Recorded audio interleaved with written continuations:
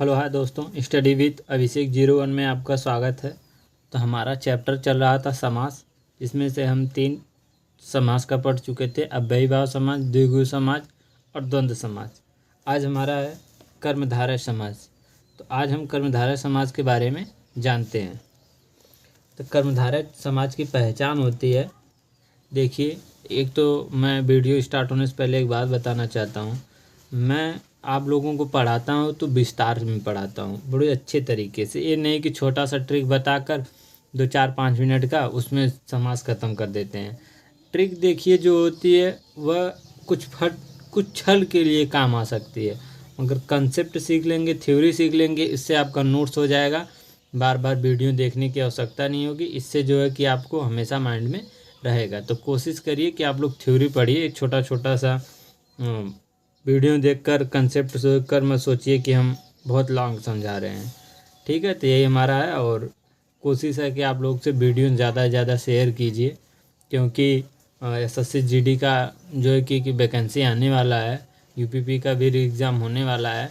इससे आप लोगों को हिंदी में बहुत ज़्यादा हेल्प मिलेगा। तो चलिए ठीक है, अब हम अपने आते हैं समास पर, कर्मधारय समास। तो आज हमारा कर्मधारय समास, इसकी पहचान कैसे होती है। इसमें उत्तर पद जो होता है, उत्तर पद क्या होता है, प्रधान होता है। इसमें उत्तर पद प्रधान होता है। और दूसरा पहचान एक तरीका कि पहला पद जो है दूसरे पद की क्या करता है, विशेषता बताता है। पहला पद जो है दूसरे पद की जो है क्या करता है, विशेषता बताता है। इसीलिए इसे पूर्व पद को विशेषण, पहले पद को विशेषण कहेंगे तथा उत्तर पद को विशेष कहते हैं। विशेषण किसे कहते हैं, विशेषण उसे कहते हैं जो विशेषता बताता है। जो विशेषता बताए उसे विशेषण कहते हैं। विशेष किसे कहेंगे, जिसकी विशेषता बताई जाए उसे हम विशेष कहते हैं। उदाहरण में जैसे देखिए, नीलकमल, कमल कैसा है, नीला है। किसकी विशेषता बता रही है, कमल का। कमल कैसा है, नील है, तो नीला है, नील। तो कमल की विशेषता बता रही है, तो जिसकी विशेषता बताई जाए क्या होता है, विशेष। तो कमल क्या हुआ, विशेष। नील क्या हुआ, विशेषण। तो जिसकी विशेषता बताई जाए वो क्या हुआ, विशेषण। ठीक है ना। तो नील कमल, उदाहरण में जैसे नील कमल, तो नील कमल का हो जाएगा समास विग्रह कैसा, नीला है जो कमल। इसी तरह देखिए नीलकंठ, कंठ कैसा, नील की तरह। तो नीले कंठ वाला, अर्थात कंठ कैसा हो, नीला हो। तो इसकी देखिए नीला जो है विशेषता बता रहा है, कंठ की विशेषता नीला बता रहा है। जैसे न युवक, युवक कैसा होना चाहिए, नया होना चाहिए। तो इसका समास विग्रह होगा नया है जो युवक। इसी तरह महावीर का होगा जो है कि समास विग्रह जो वीर महान हो। तो वीर कैसा हो, महान हो। तो किसकी विशेषता बता रही है, महान की। वीर कैसा हो, महान हो। तो जो विशेष से जो क्या होगा, वीर, विशेषण का होगा महान। इसी तरह और उदाहरण है, जैसे चंद्रमुख हुआ, महोदय हुआ, कनकलता हुआ, परमनंद हुआ, देवराज हुआ, पीताम्बर हुए, महापुरुष आदि। ये क्या हुए, कर्मधारय समाज के उदाहरण हुए। चंद्रमुख का संध विच्छेद होगा, मुख हो कैसा, चंद्रमा की तरह, कैसा, चंद्र की तरह। महादेव, देवों में जो महान है कौन, शंकर जी। तो देव कैसा हो, महान हो। कनक लता, लता कैसी हो, सोने की तरह, अर्थात कनक की तरह हो। परमानंद, नंद कैसे हो, आनंद की तरह। ऐसे देवराज, देवराज, राजाओं देवों में कौन, जो राज हो। ऐसे जो है पुरुष, महापुरुष, पुरुष कैसा हो, महान हो। अर्थात पुरुष विशेष से महान क्या है, विशेषण है। इसी तरह क्या हुआ, हमारा कर्मधारय समाज की पहचान है। और इसी में ये तो हुआ विस्तार में। इसका एक छोटा सा ट्रिक है, इसका भी पहचानने का ट्रिक जान जाइए। जैसे मान लीजिए थ्योरी भूल जाते हैं तो ट्रिक से भी आप लोग क्या कर लेंगे, कर लेंगे। एक छोटा सा ट्रिक है, ट्रिक देखिए, ट्रिक क्या है ये भी जान जाइए। ट्रिक क्या है कि इस समास का उत्तर पद जो है समान होता है एवं समास विग्रह करते समय दोनों के बीच में के समान आता है या तो है जो में से किसी एक का प्रयोग होता है। किसका, के समान या तो है जो। नहीं तो देख लीजिए, जैसे होगा न युवक, युवक कैसा है, नया है जो, है जो, है जो। देखिए क्या बोले, ट्रिक, जहाँ है जो आ जाए या तो के समान आ जाए, के समान। ठीक है। जैसे कमल नयन, कमल नयन का संधि विच्छेद होगा कमल के समान नयन। तो नयन कैसा होना चाहिए? कमल के समान। तो देखिए के समान आया नहीं, तो जहाँ के समान आ जाए और जहाँ है जो आ जाए वहाँ क्या होगा? पहचान उसका क्या है? कर्मधारय समास है। क्या है? कर्मधारय समास। ठीक है, ये हुआ एक ट्रिक, ये था विस्तार में।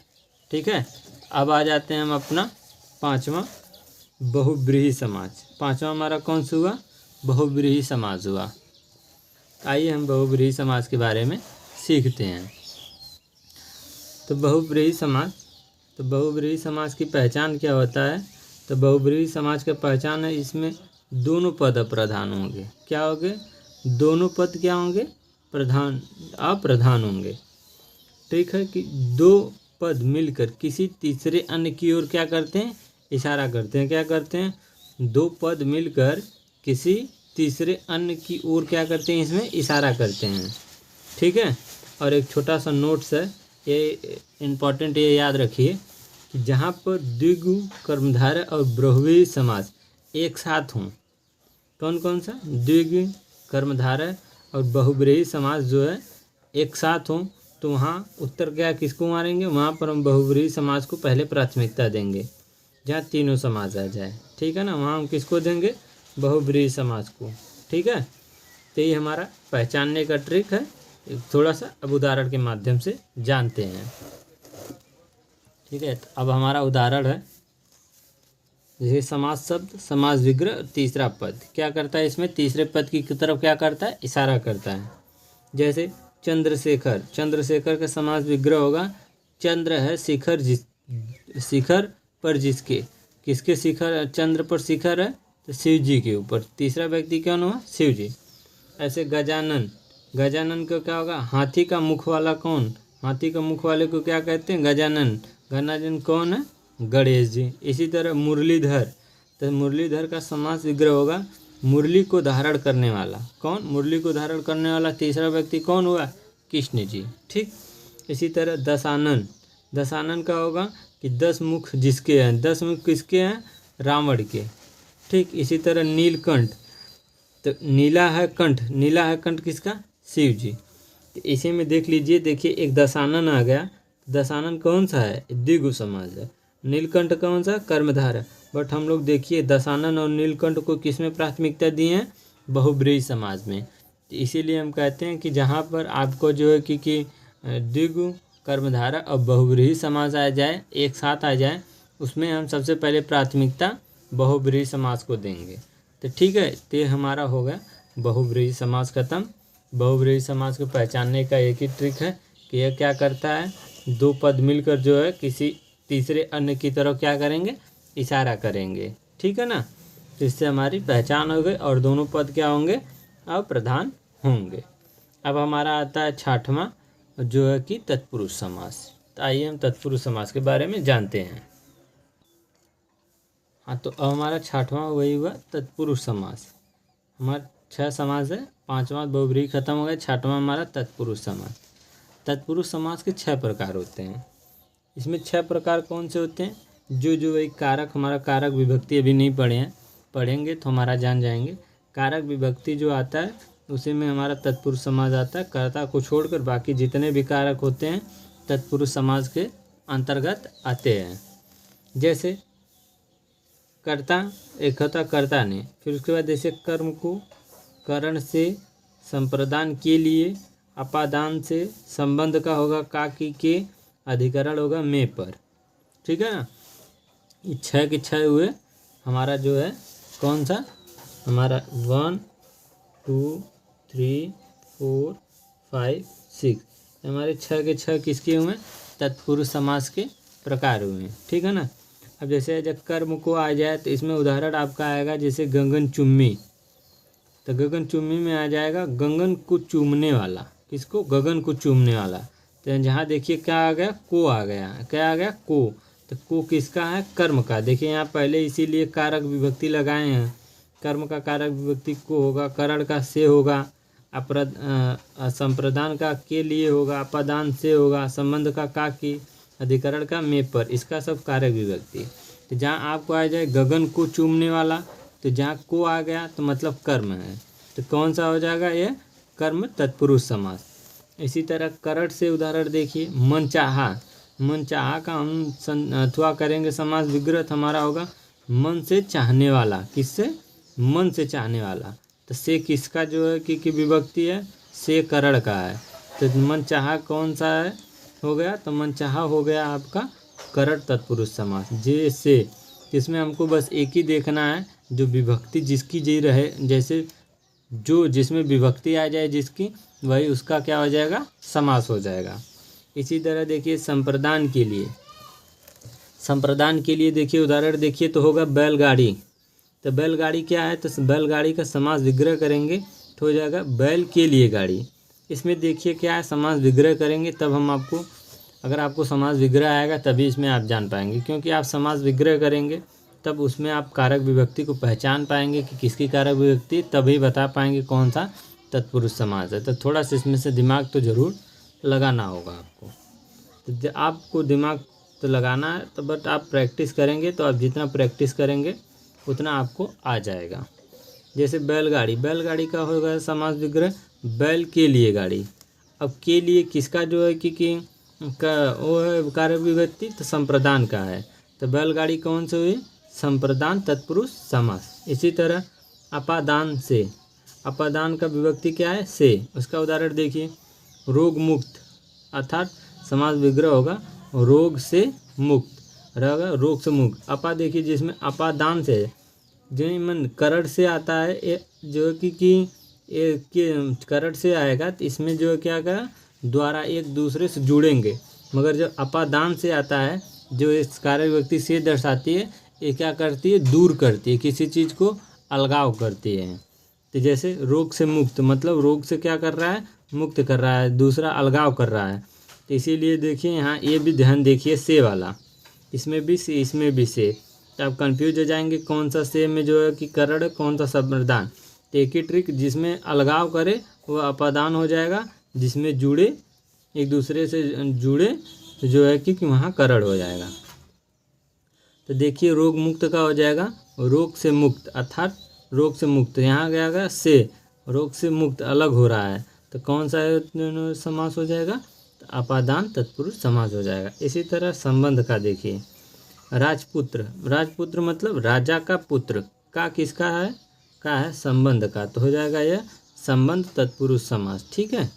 इसी तरह अधिकरण का में पर है विभक्ति, तो जैसे आ जाए लोकप्रिय, लोकप्रिय मतलब लोगों में प्रिय, तो में किसकी विभक्ति है? अधिकरण की, तो क्या हो जाएगा? अधिकरण तत्पुरुष समास। इसी तरह आप बीती, आप बीती मतलब आप पर बीती हुई, तो पर, इस पर देखिए विभक्ति आ गया पर किसका? अपादान का, नहीं अधिकरण का, तो क्या हो जाएगा? अधिकरण तत्पुरुष समास। तो हमारा 6 जो है कि इम्पॉर्टेंट तत्पुरुष समास था जो हमने कि पढ़ लिया। ठीक है ना। इसमें थोड़ा एक और नोट्स कर आता है, इसको तो कभी काल हमारे परीक्षा में आ जाता है, ये अलग है। इसको बोलते हैं नन समास, इसको काउंट नहीं करते, ये हमारा नन समास है। कौन सा? नन समास। ठीक है ना। नन समास बहुत छोटा सा है, ये जान जाइए। नन समास किसे कहते हैं? ये तत्पुरुष समास के ही अंतर्गत आता है नन समास। ठीक है। इसमें क्या होगी पहचानने का, इसका एक ही ट्रिक है, किसमें क्या होगा? नाराक्तमा था निगेटिव वर्ड। कौन से? निगेटिव जो है कि निगेटिव वर्ड जो है कि हमारे सामने क्या आएंगे? बहुत आएंगे। जिसमें हमारे निगेटिव वर्ड आ जाएं, वो हमारा जो नकारात्मक दिखे, वहाँ हमारा नन समास होगा। नन, न से ही आ रहा है नकारात्मक। जैसे उदाहरण का है असंतुष्ट, असंतुष्ट मतलब जो क्या हो? संतुष्ट, संतुष्ट ना हो। तो देखिए ज न आया ना, संतुष्ट ना हो, नकारात्मक दिखा ना, न कि, तो हो जाएगा हमारा नन समास। इसी तरह धर्म, धर्म मतलब क्या होगा? जो अधर्म ना हो, उसे जो अधर्म ना हो उसी को तो धर्म कहेंगे। तो जो अधर्म ना हो, तो यहाँ न आया कि नहीं है, तो नकारात्मक दिखी ना, तो हो जाएगा हमारा क्या? जो कि समास विग्रह करेंगे तो हमारा हो जाएगा नन समास। तो यही सारा हमारा उदाहरण था। तो आज हमारा समास जो है कि चैप्टर ख़त्म हो गया। हम सोचते हैं कि अगले नेक्स्ट वीडियो में हम कारक विभक्ति, इसका कारक विभक्ति जान जाएं। कारक विभक्ति के बाद हम लोग चिन्ह के बारे में जान जाएं। उसके बाद लिंग वचन, हम इसके बारे में आगे इसके लिंग वचन के बारे में जानेंगे। तो ठीक है। तो वीडियो अच्छी लगी हो तो अपने दोस्तों तक शेयर ज़रूर करें, क्योंकि फिर से कह रहे हैं नज़दीक आ रही वैकेंसी निकलने वाली है। आप हिंदी का नोट्स करेंगे तो आप 20 में से 20 कर आएंगे। ठीक है, कुछ दिन के बाद हमारा भी एग्ज़ाम है, तो बीत जाता है तो हम आपको शाम को रीजनिंग, सुबह मॉर्निंग में हिंदी, शाम को रीजनिंग अपलोड कर दिया करेंगे वीडियो। तो वीडियो अच्छी लगी हो तो लाइक एंड सब्सक्राइब जरूर करें। जय हिंद, जय भारत माता।